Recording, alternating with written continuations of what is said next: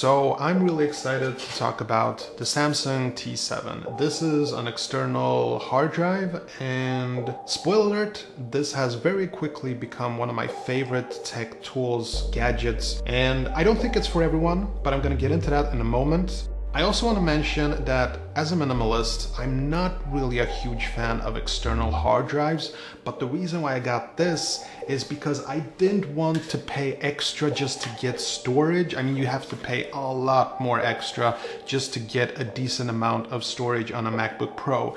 I just didn't want to waste my money on that. So I basically had no choice. I had to get the T7, and it's actually working very good. But I'm gonna get into that also in just a moment. And so in this review, I'm gonna go over the pros, the cons, the reason why I got this, and why maybe you should too. Hope you enjoy. Hello, my name is Tom. Okay, so I've used mechanical hard drives for a long time, like this. This is an older model, but this is 2 terabytes, just like this one. But as you can see, the size difference is pretty huge. Now, this thing is big, and yeah, that's pretty much the problem. It's too big, it's too heavy, it's too chunky, and when you drop this, I can't tell you how many times I've accidentally dropped one of these and lost all data.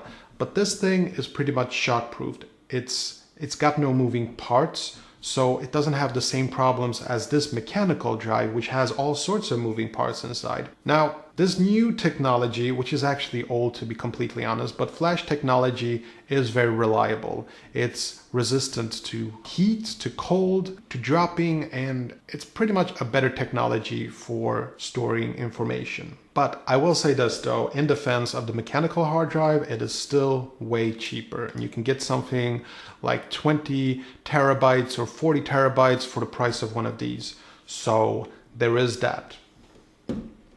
Now, the Samsung T7 does come in 3 sizes. It comes in 500 gigabytes, 1 terabyte, and 2 terabytes. I got 2 terabyte, and I'm gonna get into that a little bit later about why I got it.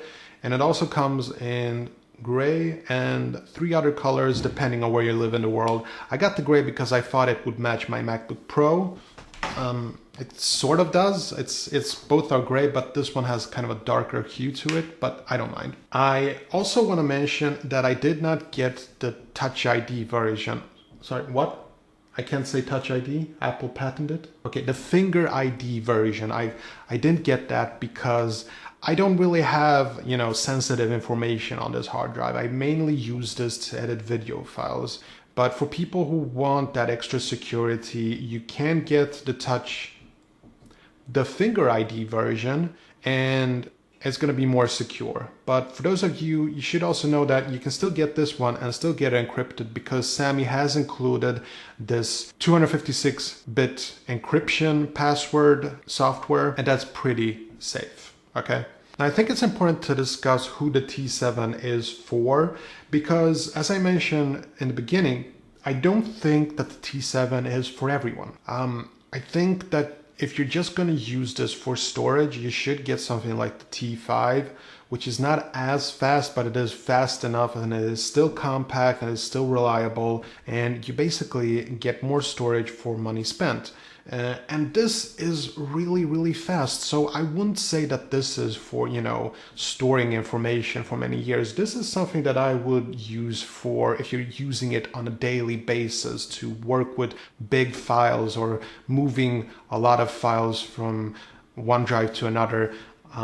That's where I would use this. And for me, I think I'm a perfect example of someone who could benefit a lot from the Samsung T7 because I edit 4K videos. I got a lot of raw video files and I need to put them together. For example, when I'm done shooting this video, I'm gonna transfer all my video files from the camera to the T7, and then I'm gonna edit it, hopefully in a good way.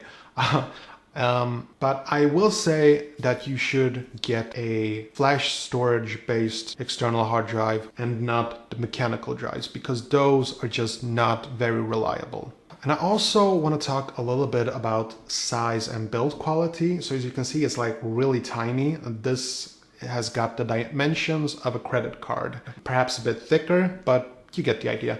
It's very small, and I really like that. But what I like even more is its minimalistic design.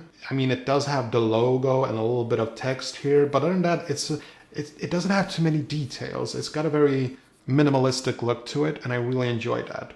On one side, you got your USB-C port and a little blue light that blinks when you're writing to it. And most of all, it just feels durable. Like you feel like you can drop this on the floor and not have a problem with the data on it. And I really like that. It feels safe and durable, you know? But you should know that it does not have an endurance rating. But Sammy was generous enough to include a 3-year warranty, so I think that's pretty good. Also, it doesn't have an IP rating, so don't drop this in the water, okay?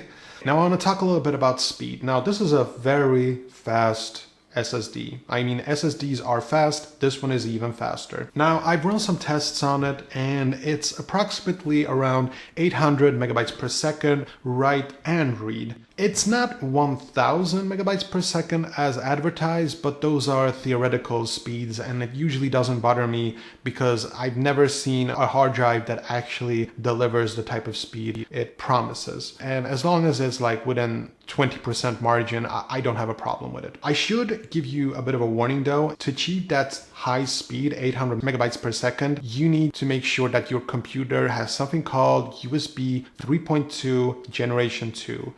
I know, and you know, I can make a video about USB generations and it's a jungle, like even it gets me confused. I mean, just the sound of it, USB 3.2 Generation 2, like what happens if you have Generation 1?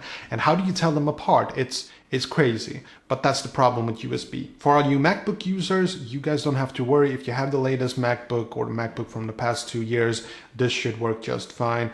But you should probably double check if this thing is compatible to your computer. Now it will obviously be compatible, but you may just not get the high speed that this thing delivers. Okay, now I want to talk about issues. So in full transparency and all of that, I have to admit I've only used this thing for a week. Now I've used this a lot this week and I feel I've tested it out pretty good, but even I have to admit that with most tech, you notice issues maybe sometimes a month after you buy it, maybe 2 months. Like I'm still allowing for the possibility that this thing could have issues that I haven't noticed yet.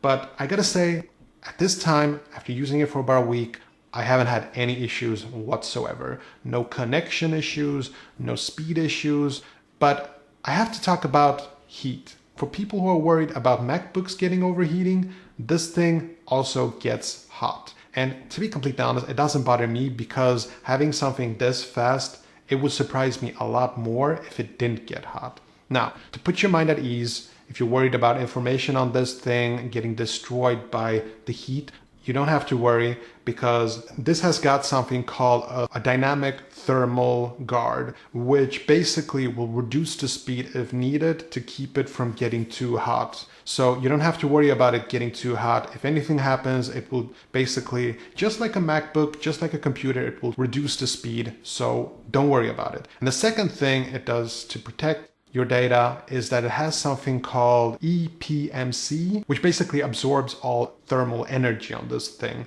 So Sammy has done a pretty good job of making sure that this thing is not only fast, but secure and safe. Now, I want to mention the fact that in the box came these 2 cables, which I think is pretty generous. The first cable is a USB-C to USB-C, which I use to connect this flash drive to my MacBook Pro, and it works very good. The other cable is a regular USB to USB-C. This is good for people who don't have a USB-C port on their computers. And I think that's pretty generous of Sammy to include, even though cables aren't that expensive. But if I'm gonna be a bit nitpicky here, these cables are very, very short. It's not a problem for me because connecting it to a MacBook, you don't want to have a very long cable. But for people who want to connect this to like an iMac or a desktop computer, you may want to have a longer cable. So unfortunately, for those people, these cables will just not do. But again, I'm being nitpicky. Okay, so just summing up some of my final thoughts. If you are going for storage and you want a safe, reliable, compact form factor, Don't get the T7 unless you can afford it, of course. Get something like the T5. It's less expensive and it's pretty much the same speed, same size, same solid state storage. And so I think that you get a lot more for your money if you basically get the simple T5. I mean, truth be told, if I had the T5, I really don't think I would notice much difference in my workflow. You know, editing these heavy 4K files, I really don't think this would make that much difference compared to the T5. And if you really need something secure that unlocks with finger touch ID, then get the T7 with touch ID. But remember, if you want it to be safe, you can also encrypt it, as I explained before. So again, I really would recommend the T5 series for most people. T7, is it necessary for anyone? I suppose if you're editing big project files on an external hard drive, you know, a little bit of extra speed definitely helps. But that's pretty much it. Okay,